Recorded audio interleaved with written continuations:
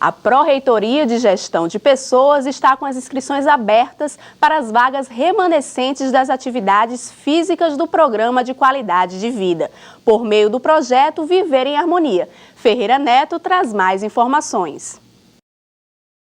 É isso mesmo, Priscila. As inscrições aconteceram no mês passado, em fevereiro. Quem perdeu esse prazo, no entanto, ainda pode participar através dessas vagas residuais. Para nos explicar um pouco, estou aqui com Gilvânia Moraes, que é coordenadora do programa Qualidade de Vida do programa Viver em Harmonia. Gilvânia, explica um pouco para o pessoal de casa, né? O pessoal ainda pode participar, mesmo após o prazo de inscrições, como é que funciona? Sim, iniciamos em fevereiro com as inscrições oficiais, mas aí sobraram as vagas e agora inscrição para as vagas remanescentes. Mas caso o servidor tenha passado batido ou não tenha dado tempo de se inscrever, ele pode entrar em contato conosco que a gente dá um jeitinho de encaminhá-los. O que é importante é promover, né, a qualidade de vida do nosso servidor. O pessoal que está interessado, o que precisa fazer? Acesse o sistema SIGRH, www.sigrh.frn.br ou entre em contato conosco através do e-mail viveremharmonia@reitoria.frn.br. Também tem um telefone, né? Sim, é o 3342-2296, opção 4, ou institucional 9474-6674. Quais são essas atividades oferecidas pelo Viver em Harmonia? O Viver em Harmonia oferta várias ações, né, em todas as dimensões humanas, mais especificamente as atividades físicas, temos a ginástica, corrida e caminhada, caminhada na água, hidroginástica, natação, musculação, boxe chinês, dança contemporânea, ginástica com equipamento, dentre outras. A Pró-Reitoria de Gestão de Pessoas também tem atividades para os filhos dos servidores, não é? Isso explica um pouco como é que funciona. Especificamente sim, nós temos atividades motoras, né, para uma faixa etária de 4 a 12 anos, e caso um filho de algum servidor se interesse por alguma outra atividade física, a gente dá um jeitinho de encaminhá-lo. Tem desculpa de ficar em casa, né? Para se mexer. Não vamos lutar pela nossa qualidade de vida. Obrigado, Gilvânia. Bom, é isso, Priscila. Fica essa oportunidade aí para você sair de casa, sair do sofá, vir praticar alguma atividade física aqui na UFRN. Ferreira Neto para o Por Dentro do Campus. O Instituto Internacional de Física atua na formação de estudantes e desenvolvimento de importantes pesquisas em diversas áreas da física. E mais um passo está sendo dado por essa instituição, que aguarda um novo prédio em fase de acabamento dentro do campus central, como você confere agora na matéria de Ferreira Neto. Números, números e mais números. Para um leigo, isso pode ser motivo de confusão, mas para os pesquisadores do Instituto Internacional de Física, é apenas um dia normal no trabalho. Há 5 anos, o Instituto estreita os laços de pesquisadores internacionais e o UFRN. O Instituto Internacional de Física ele tem uma grande visibilidade internacional, ele é uma espécie de janela para a física teórica brasileira no exterior, serve de ponto de atração para vários físicos internacionais que passam a frequentar a UFRN em função da presença do Instituto. O Instituto desenvolve atividades de pesquisa, o Instituto promove eventos internacionais de grande repercussão. Pesquisadores brasileiros também se tornam mais conhecidos dos seus colegas do exterior. Então há esse fomento de atividades, há esse intercâmbio de ideias que é fundamental para o desenvolvimento da ciência. São cursos, palestras, workshops, além de orientações a alunos da graduação e pós-graduação.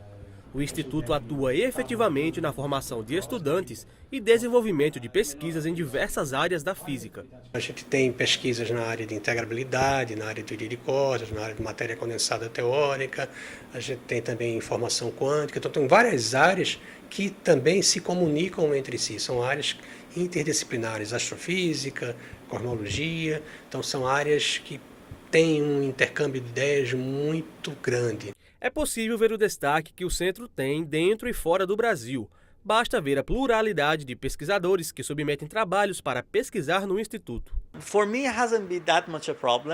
Para o iraniano Alireza Tavanfar, o idioma não foi um empecilho tão grande, pois o pouco de espanhol que ele sabia o ajudou. Pesquisando há 1 ano no Instituto, ele diz que é livre para realizar a pesquisa como quer e está tirando muito proveito disso.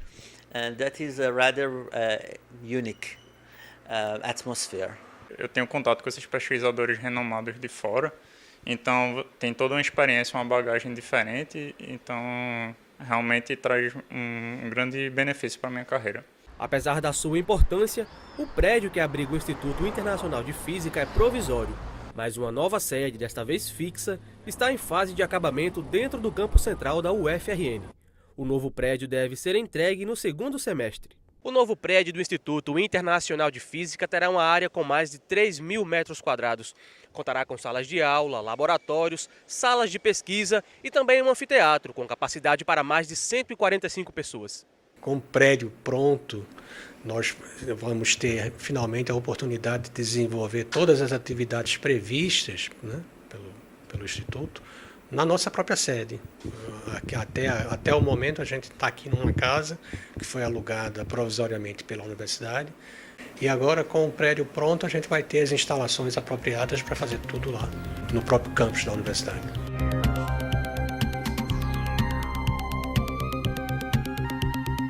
Quando o assunto é toxoplasmose, os gatos são tratados com bastante preconceito. Isso acontece porque eles são os hospedeiros definitivos do protozoário causador da doença. Vamos conversar com o professor Walter Ferreira para saber se os gatos são realmente vilões quando se trata desse assunto, já que é objeto de uma vasta pesquisa desenvolvida pelo Centro de Biociências da Universidade Federal do Rio Grande do Norte. Tudo bem, professor? Tudo bom, Priscila? Então, realmente os gatos, eles são esses vilões em relação à toxoplasmose? Bem, a gente tem até que desmistificar um pouco isso. Na verdade, a doença, a interação do parasito com o hospedeiro é algo que é antiquíssima, né? Isso faz parte da evolução. Então, na verdade, eu até falo o felino. Então, o felino como um todo, ele é o hospedeiro definitivo do parasito. Né? Então, nesse hospedeiro definitivo, todo o ciclo biológico acontece. E aí, ele precisa desse animal para, né, se desenvolver. Puxando a coisa para o gato doméstico, então, durante esse processo de evolução, chega até o gatinho doméstico junto com, né, a população, e aí é que está o grande problema. Mas, em si, o gato, não é, aquele que é criado com seu dono, que tem todos aqueles cuidados adequados, ele representa um impacto até menor em relação a essa cadeia de transmissibilidade. A maior preocupação que nós temos é com os gatos que são os gatos errantes, ou os gatos que são julgados em terrenos baldios. Como acontece aqui? O pessoal vem e deixa os gatos aqui no entorno da Universidade Federal. E aí esse gato fica à mercê, né, de toda aquela situação, onde ele tem que buscar o seu alimento, predar, e nesse processo ele termina adquirindo, né, o parasito, o toxoplasma. E aí ele mantém esse ciclo no ambiente e através de uma forma de transmissão que o gato elimina, que é o oocisto, ele começa a disseminar esse oocisto no meio ambiente, no solo. Esse oocisto fica em torno de 1 ano a 1 ano e meio, dependendo, né, das condições climáticas, da umidade, do sombreamento. E aí fica aquele oocisto nessa situação que pode, né, um indivíduo suscetível pode vir a adquirir, seja através de alimentos contaminados, através da água contaminada. Então, com esse oocisto, você termina fazendo com que ocorra a transmissão. Então é importante não abandonar os bichinhos também, né? Também. E qual a principal forma de contágio, professor? Você fala em relação os humanos, não é? Então, veja só. Do ponto de vista epidemiológico, a gente sempre diz assim, são 3 formas básicas para a transmissão. E nós temos assim, a presença do oocisto, que pode estar no jardim. Então, eu manipulando um jardim, né, com as mãos nuas, né, crianças brincando e com aquela próprio da idade, colocar a mão à boca, termina se infectando com os oocistos.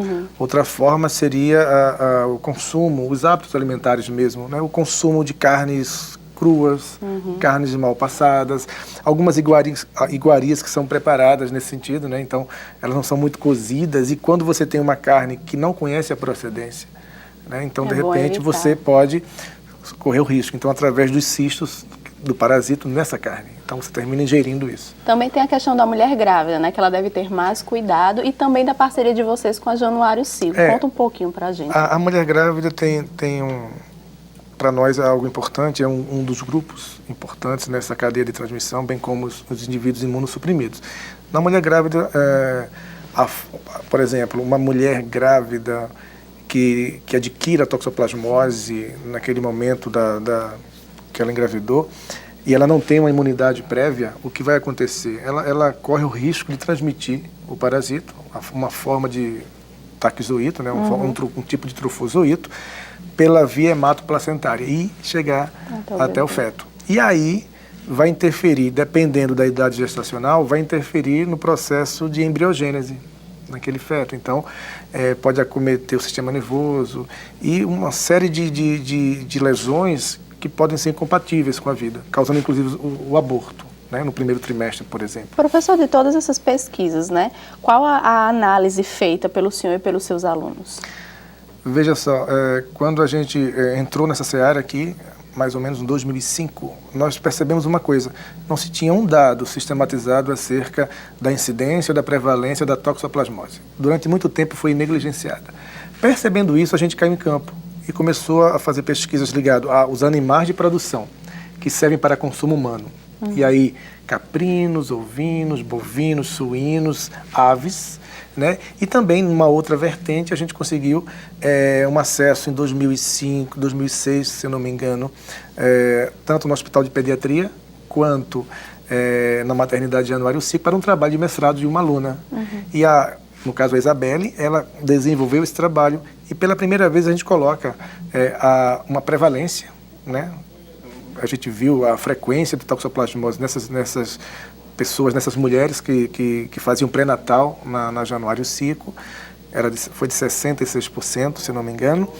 E aí a gente conseguiu determinar algumas coisas, conseguiu ver o grupo de risco das mulheres, então mulheres que estão em fase de risco porque não têm a doença e também porque elas não desconhecem totalmente a toxoplasmose e estão na idade reprodutiva. Então 33% dessas mulheres. Tá ok, professor. Então, muito obrigada pela sua participação aqui no Por Dentro do Campus. Obrigado.